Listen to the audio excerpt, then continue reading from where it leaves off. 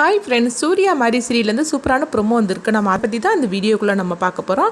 நம்ம வீடியோக்குள்ளே போகிறது நம்ம சேனலுக்கு எல்லாம் சப்ஸ்கிரைப் பண்ணலாம், அவங்களாம் சப்ஸ்கிரைப் பண்ணிக்கிடுங்க. பக்கத்தில் உள்ள பெல் பட்டனை கிளிக் பண்ணிடுங்க. வாங்க வீடியோக்குள்ளே போகலாம்.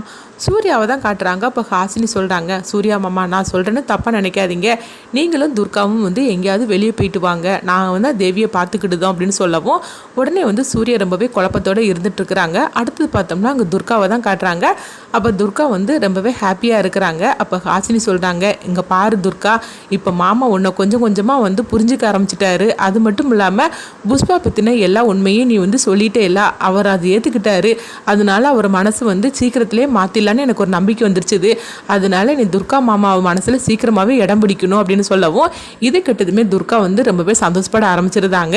என்ன இருந்தாலும் சரிதான், ஹஸ்பண்ட் சார் நம்மளை கொஞ்சம் கொஞ்சமாக ஏற்றுக்க ஆரம்பிச்சிட்டாரு அப்படின்னு சொல்லவும் அது மட்டும் இல்லாமல் இந்த புஷ்பா விஷயத்துக்கும் ஒரு நல்ல முடிவு கட்டியாச்சுது அப்படின்னு சொல்லிக்கிட்டு அவங்க ரொம்பவே சந்தோஷப்பட்டு இருக்கிறாங்க. அப்போ சூர்யா வந்துருவாரு. அதுக்கு முன்னாடி நம்ம அவருக்கு பிடிச்சமான புடவையெல்லாம் கட்டிட்டு இருக்கலாம்னு சொல்லிக்கிட்டு சூர்யாவுக்கு பிடிச்சமான கலரில் அவங்க புடவையெல்லாம் கட்டிட்டு துர்கா ரொம்பவே சந்தோஷப்பட்டு இருக்கிறாங்க.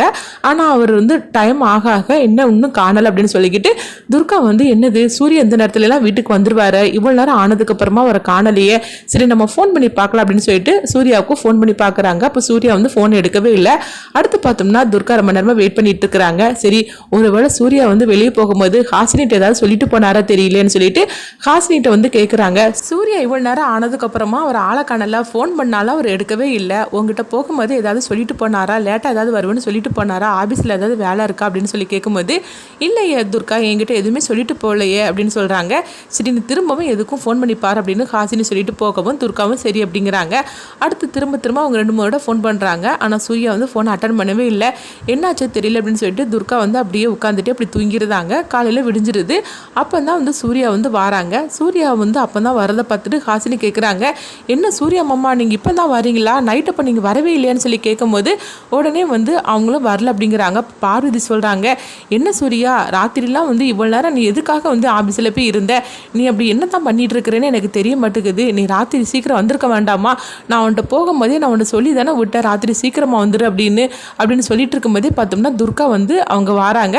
உடனே துர்கா சொல்கிறாங்க, இல்லைம்மா என்கிட்ட போகும்போது சொல்லிட்டு தான் போனார், அவர் லேட்டாக வருவேன்னு சொன்னார் அப்படிங்கும்போது என்ன சொல்லிட்டு இருக்கிற, நீ தான் அவர் போகும்போது நீ இல்லை நான் தானே வீட்டில் இருந்தேன் அப்படின்னு ஹாசினி சொல்லவும் இல்லை ராத்திரி அவர் எனக்கு ஃபோன் பண்ணி சொல்லிட்டாரு, நான் வர்றதுக்கு லேட் ஆகும்னு சொல்லிட்டாரு அப்படிங்கவும் உடனே ஹாசினி துர்காட்ட சொல்கிறாங்க, என்ன துர்கான்னு சொல்லிட்டு இருக்கிற, சூர்யா மாமாவை தான் ஏதாவது சொன்னாரான்னு சொல்லிட்டு நீ என்கிட்ட தானே கேட்ட, அது மட்டும் இல்லாமல் சூர்யா மாமாவுக்கு ஃபோன் பண்ண ஃபோனே எடுக்கலன்னு சொல்லி நீ என்கிட்ட கேட்டுட்டு போனது நான் மறந்துட்டியா என்ன, எதுக்காக இப்படி போய் சொல்லிட்டு இருக்கிற, சூர்யா மாமாவை இந்த பிரச்சனையிலேருந்து காப்பாற்றுறதுக்காக இந்த மாதிரிலாம் நீ பண்ணிட்டு இருக்கிற அப்படி தானே அப்படிங்கவும் உடனே துர்கா எதுவுமே பேசாமல் அமைதியாக இருக்கிறாங்க. அப்போ பார்வதி சொல்கிறாங்க, என்ன சூர்யா நீ இப்படியே இருந்தால் எப்படி ஆகும், நீங்கள் 2 பேரும் உங்கள் வாழ்க்கையை நீங்கள் தொடங்க வேண்டாமா, துர்காவை நீ ஏற்றுக்க வேண்டாமா, துர்காவும் பாவம் தானே, அவள் ஒன்றை நம்பி வந்திருக்கிறா, நீ அவளை ஏற்றுக்காமல் இருந்தால் எப்படி ஆகும் அப்படின்னு சொல்லவும் அப்போ சூர்யா எதுவுமே பேசாமல் அமைதியாக இருந்துட்டு இருக்கிறாங்க.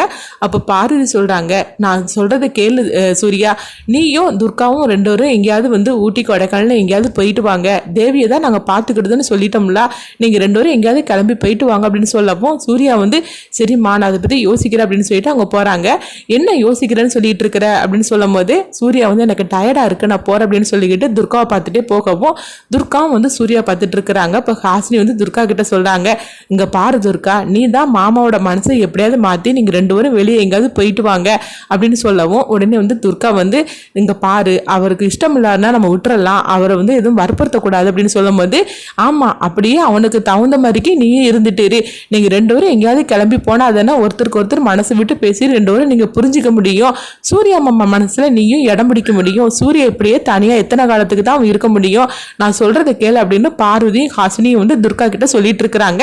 இது எல்லாத்தையும் மாயாவும் சங்கரபாண்டியும் பார்த்துட்டு அப்போ சங்கரபாண்டி சொல்கிறாங்க, பாத்தியாக்கா எப்படியாவது சூர்யா மனசில் இடம் பிடிக்கணும், சூர்யா கூட சேர்ந்து துர்காவை வாழ வைக்கணும்னு சொல்லிட்டு இவங்க 2 பேரும் என்னெல்லாம் பிளான் பண்ணிட்டு இருக்கிறாங்க அப்படிங்கவும் உடனே அவங்க மாயா சொல்லிட்டு இருக்கிறாங்க, இவங்க என்னதான் பிளான் போட்டாலும் சரிதான், நான் எதுக்காக இங்கே இருக்கிறேன், இவங்க என்னதான் சூர்யா கிட்ட மனசை மாத்திரன்னு சொல்லிக்கிட்டு என்ன பேசினாலும் சரிதான், ஆனால் நான் விட மாட்டேன், அதுக்காக தான் நேற்றுக்கு அப்படி ஒரு பூஜை பண்ணி மாரியை ஞாபகப்படுத்துகிற மாதிரிக்கு அவனுக்கு இந்த மாதிரிலாம் நான் பண்ணி வச்சேன், அவன் துர்காவை அவன் ஏற்றுக்கவே கூடாது, அப்படியே அவன் ஏற்றுக்க போனாலும் நான் ஏற்றுக்க விட மாட்டேன் அப்படிங்கிறாங்க.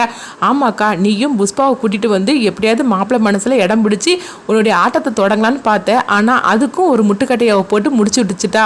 இன்னும் அடுத்து நீ என்ன பண்ண போகிற அப்படிங்கும்போது உடனே வந்து மாயா வந்து சங்கரபாண்டியை பற்றி முறைச்சிட்டு இருக்கிறாங்க.